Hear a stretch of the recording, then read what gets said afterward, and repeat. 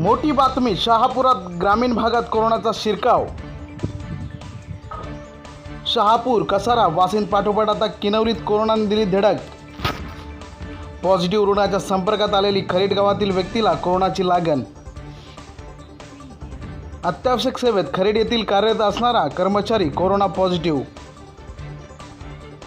वासिंद येथील corona positive रुग्णाच्या संपर्कात आल्याने झाली लागण। वासिंद येथील दहेगाव क्वारंटाईन केंद्रात करण्यात आले होते दाखल।